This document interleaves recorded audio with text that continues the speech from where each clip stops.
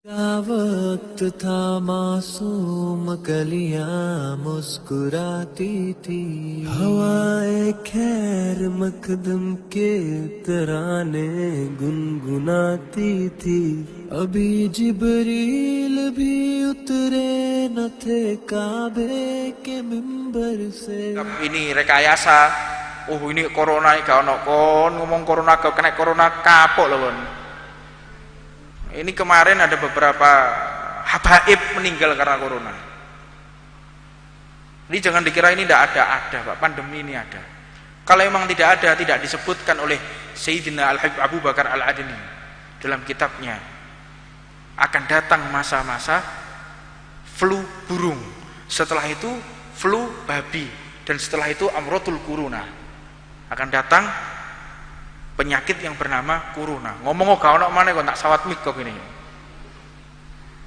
Ini medeni iki.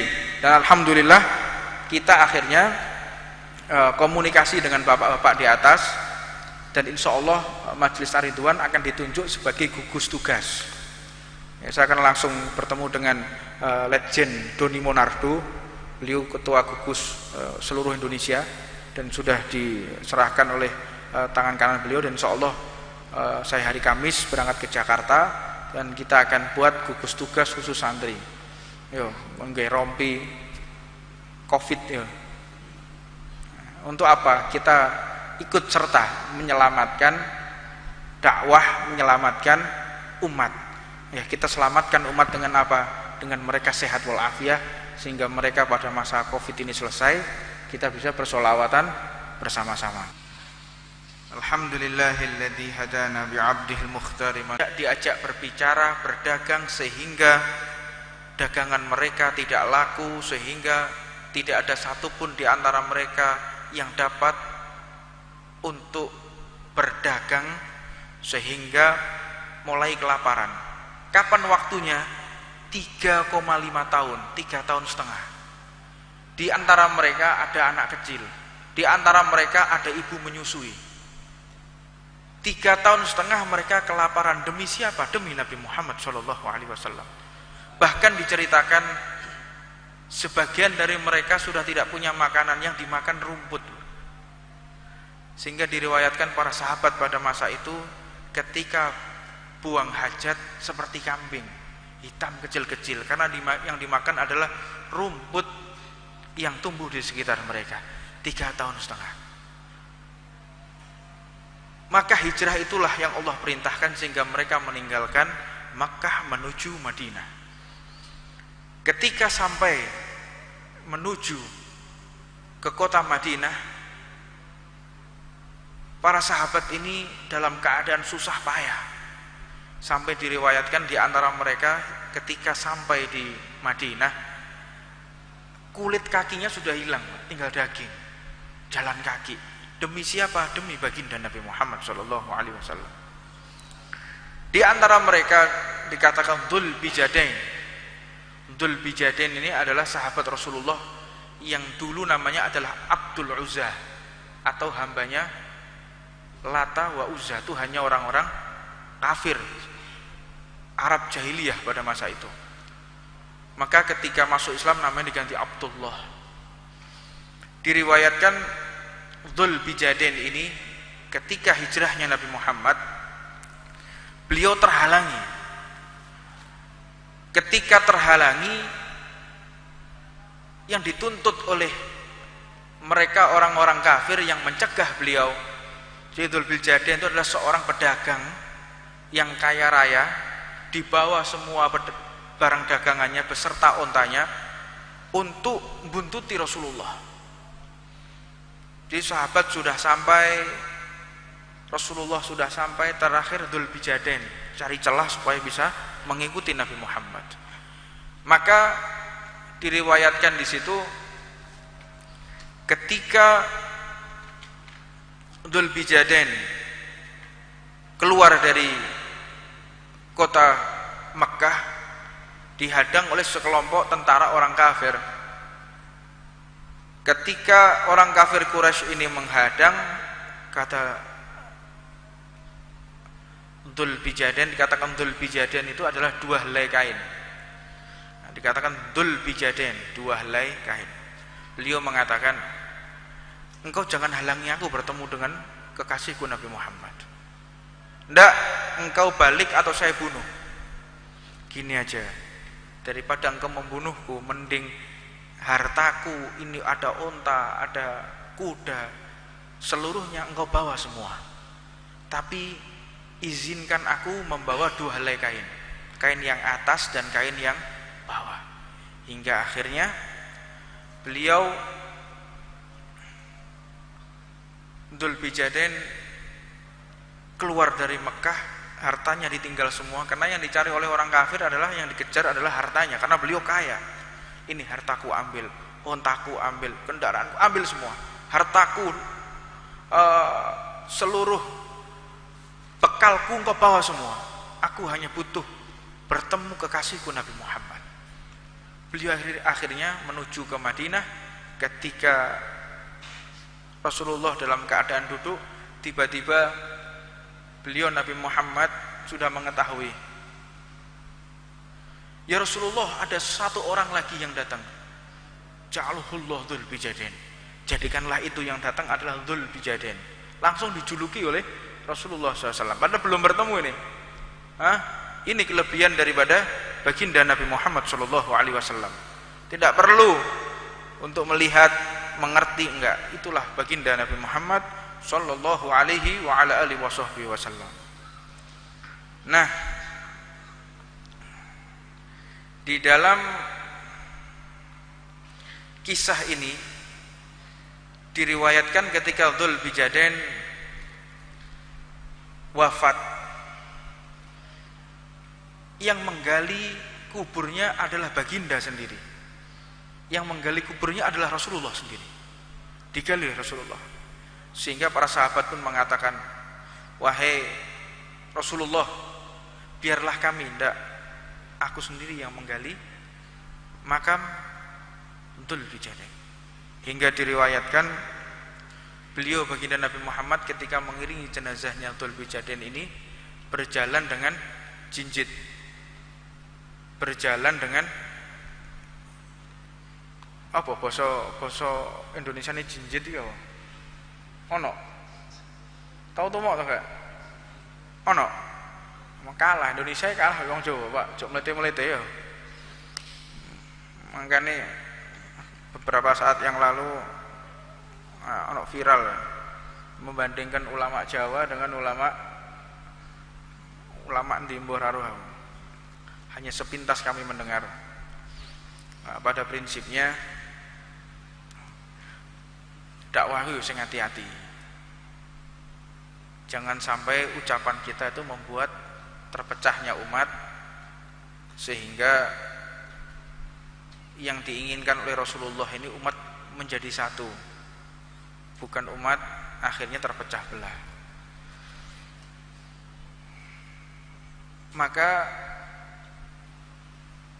diriwayatkan ketika dimakamkan Dzul Bijaden, apa kata baginda Nabi Muhammad? Ya Allah, rahmati Dzul Bijaden karena aku telah ridho kepada dia. Kita bisa bayangkan, jika seseorang lebih memilih harta dibanding Rasulullah, apa yang akan dia dapatkan? Dia mungkin mati dengan kekafirannya, dia akan mati dengan kehinaan. Namun jika seseorang memilih setia dengan Nabi Muhammad, memilih dekat dengan Rasulullah, maka dia akan mendapatkan kedudukan, kemuliaan, dan diagungkan namanya sepanjang masa. Inilah mereka, orang-orang yang meneladani baginda Nabi besar Muhammad sallallahu alaihi wa ala alihi wasallam. 1 Muharram itulah yang ditentukan oleh para sahabat sebagai pondasi penentuan tahun baru Islam. 1 Muharram terhitung sejak hijrahnya Rasulullah. Kemudian tanggal 10 Muharram, hari Asyura, disitulah Allah Subhanahu wa ta'ala menjadikan hari istimewa bagi segenap para nabi dan rasul. Nabi Allah Adam diterima taubatnya pada saat 10 Muharram. Nabi Nuh kapalnya berlabuh pada saat 10 Muharram. Nabi Allah Yusuf terbebas dari penjara 10 Muharram. Nabi Allah Ibrahim dijadikan api menjadi dingin pada saat 10 Muharram. Nabi Yakub dikembalikan pandangannya oleh Allah pada saat 10 Muharram.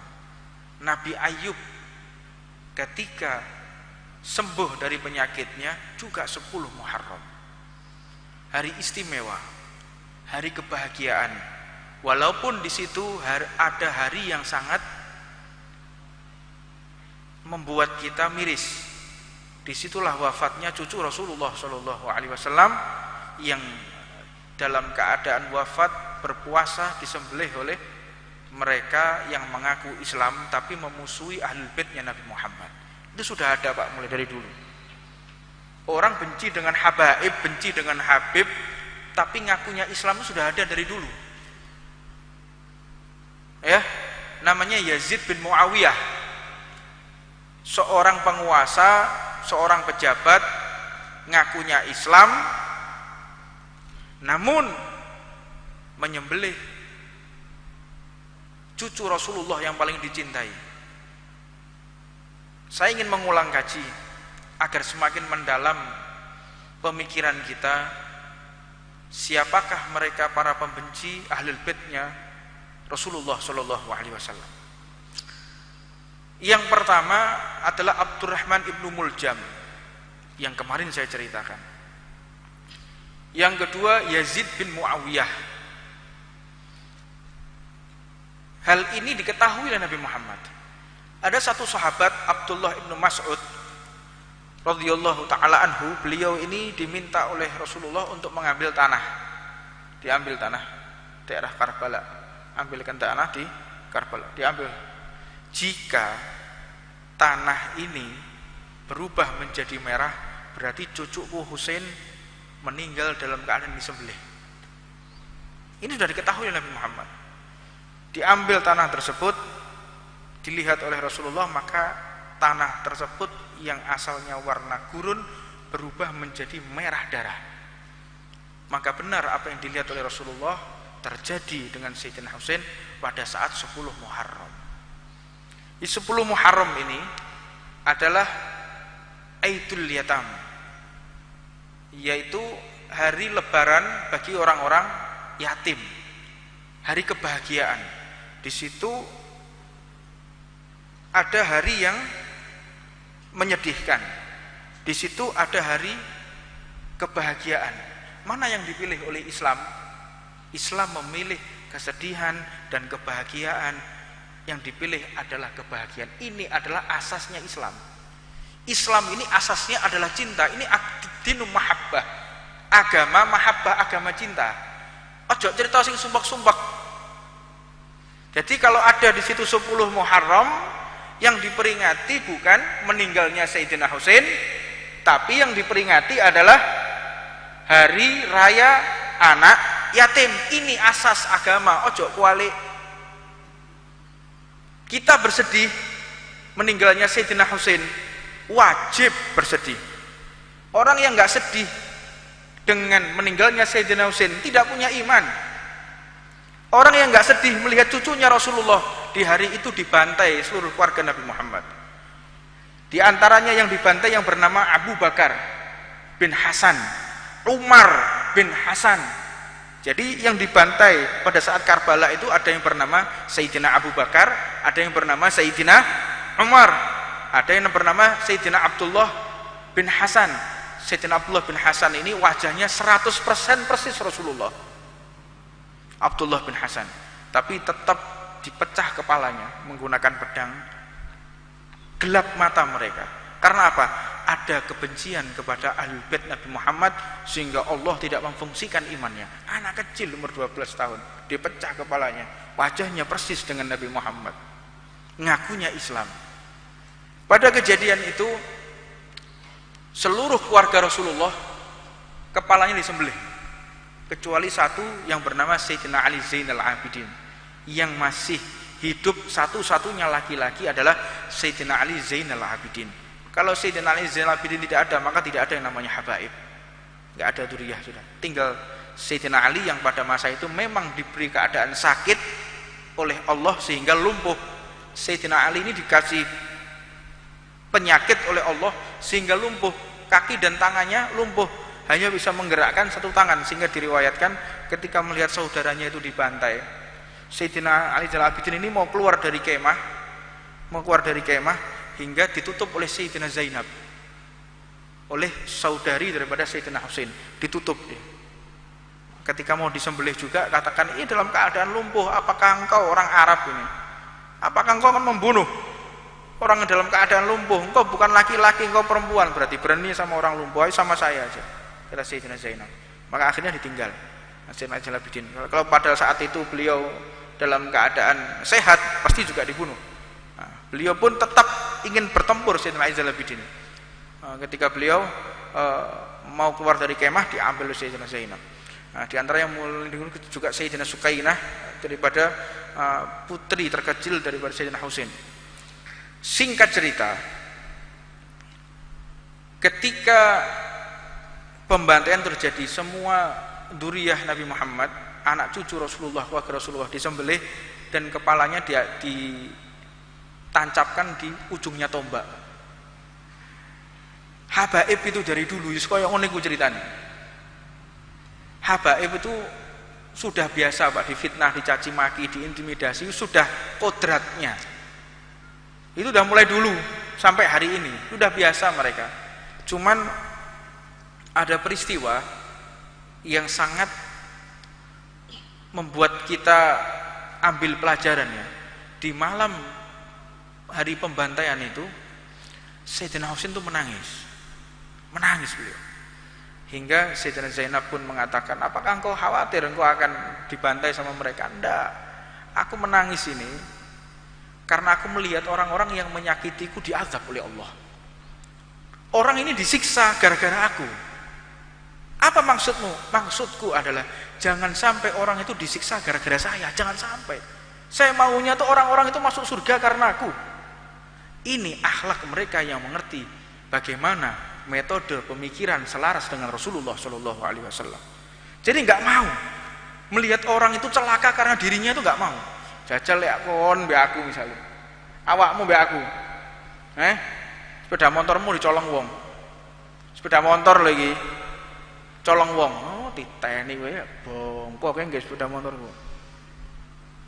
Kan udah seperti itu, pisau gak selamat kowe, wis entek resik wis. Iku gak kena bapake sing bongko ya wis tuwa duwa. Iki urusan sepeda motor loh padahal.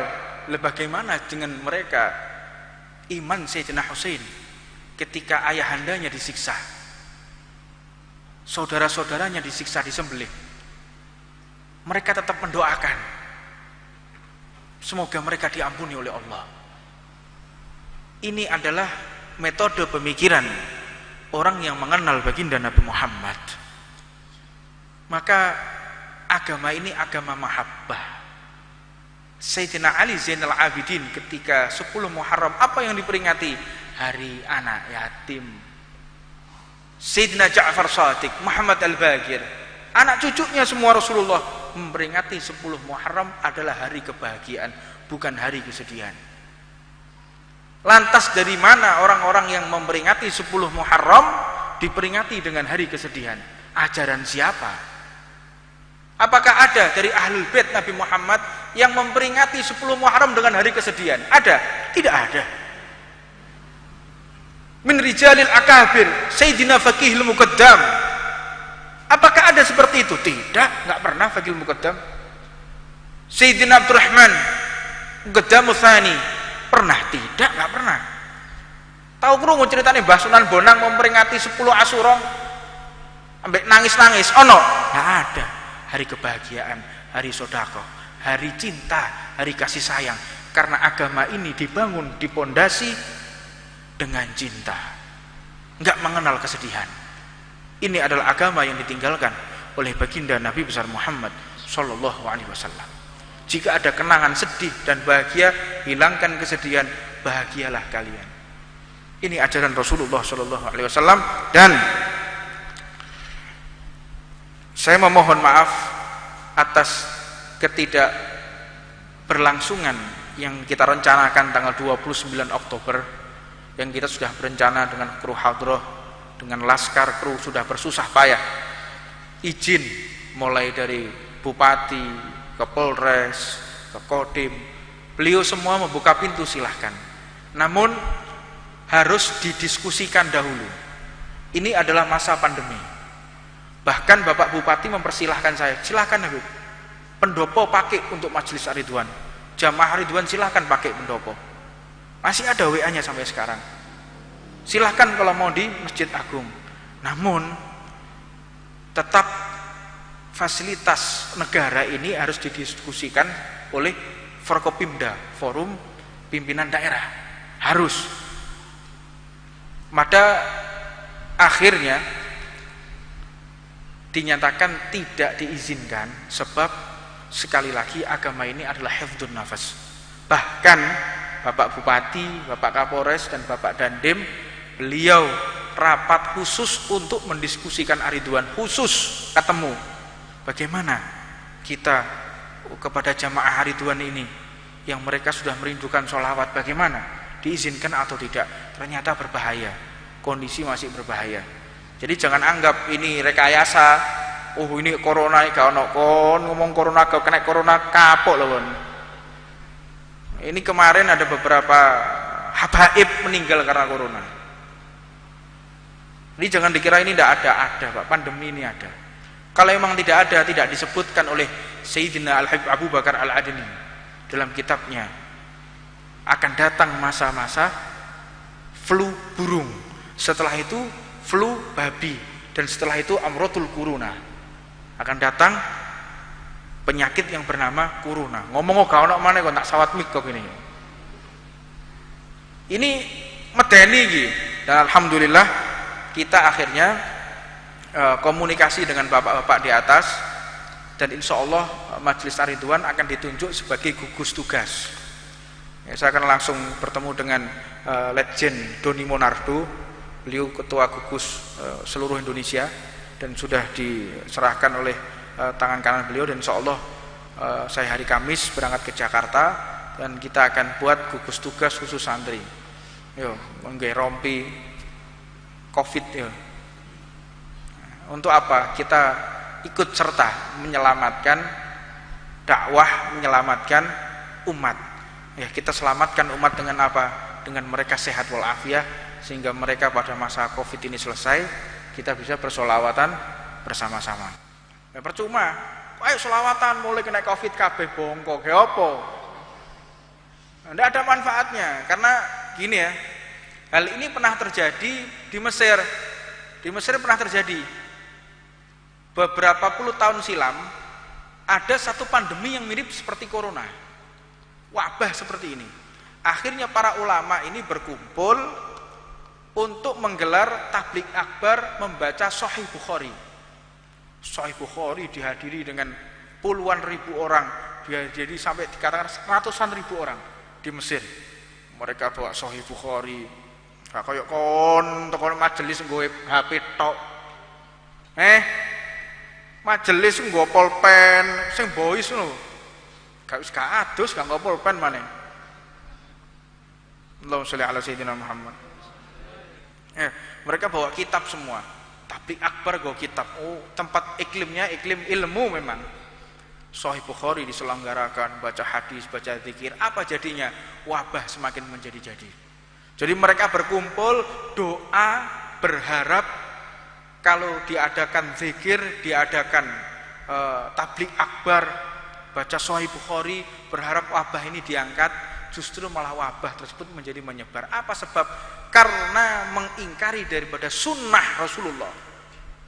Sunnahnya itu sekarang kita menjaga antara satu dengan yang lainnya. Makanya saya mohon nanti yang akan datang duduknya jangan seperti ini. Tetap kita menerapkan protokol kesehatan. Jadi le awak-awak engkok dari gugus tugas Iki asline yo etok-etoke supaya kok selawatan diizini. Ngono lho. Kok gak pinter-pinter kowe ngono kuwi. Tile ana wong membubarkan. Siapa membubarkan? Saya gugus tugas panitia kita ya, gitu kan.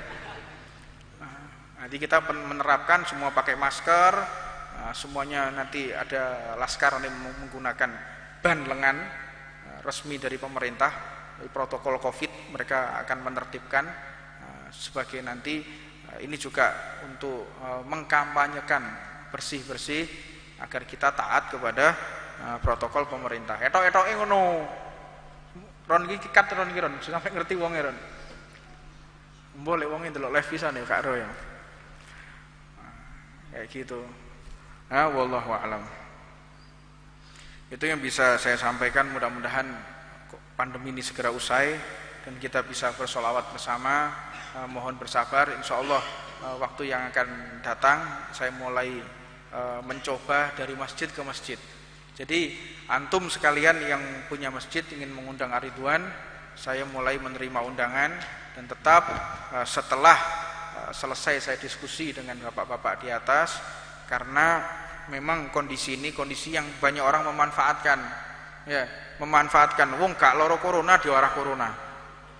Yo, ini kan terjadi nih kemarin, orang nggak sakit corona dipaksa corona, gantung yang model-model ngono. Iki wong seloro kabeh dipeloro mbek wong-wong. Itu sudah ada, ono memang kayak gitu tuh. Nah, ini memang ada oknum-oknum yang memanfaatkan situasi. Ya, karena mereka bukan malaikat, Pak. Aparat itu bukan malaikat, ada oknumnya. Ulama juga demikian, mereka bukan malaikat, pasti ada oknumnya. Semua pasti ada oknumnya. Dan itu kita wajib untuk taat protokol agar kelangsungan hidup ini tetap berjalan. Ya, wallahu a'lam. Mudah-mudahan kita semuanya mendapatkan ridho dari Allah Subhanahu wa taala sehingga pandemi ini selesai dan mulai kita menggelar majelis lagi. Bismillahirrahmanirrahim. Allahumma shalli wa sallim ala sayyidina Muhammadin wa ala ali sayyidina Muhammad. Wa laqad asartu lina'ti man awsufu tuhil quluba tuhijul jana. Wallahu qad athna ali fama yusawil qawlu minna yakunu thanana. Lakinna hubba fi sarairi qad alimati safati rabbina wa hadana. Wa idim dadatna bil mawaddati hahuna narfa'u aidi fakrina wa rajana lil wahidil adilahina mutawassilina biman ilaihi da'ana mukhtarihi wa habibihi wa safiyihi zainil wujudi bi ilau habana ya rabbana ya rabbana ya rabbana bil mustafa aqbal ajib da'wana أنت لنا يا دخرنا في هذه الدنيا وفي أخرانا أصلح لنا الأحوال فاغفر ذنبنا ولا تؤاخذ ربي إن أخطأنا واسلك بنا في نهج طه المصطفى ثبت على قدم الحبيب خطانا أرنا بفضل منك طلعة أحمد في بهجة عين الرضا ترعانا واربط به كل حال حبلنا وحبال من ود ومن والانا والمحسنين ومن أجاب نداءنا وذوي الحقوق وطالبا أوصانا والحاضرين وساعيا في جمعنا نحن بين يديك أنت ترانا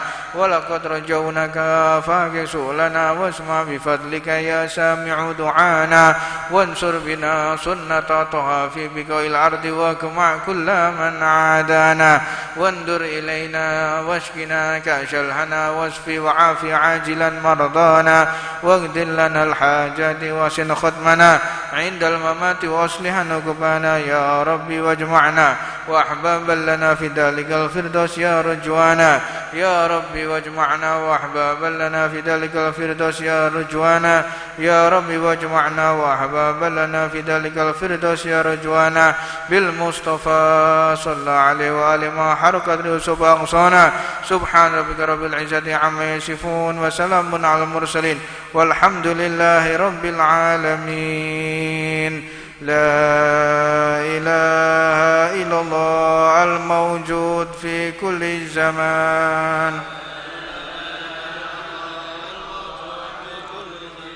لا إله إلا الله المذكور بكل لسان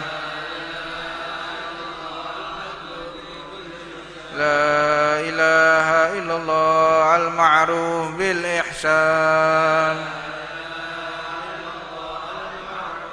لا إله إلا الله كل يوم هو في شان لا إله إلا الله الأمان الأمان من زوال الإيمان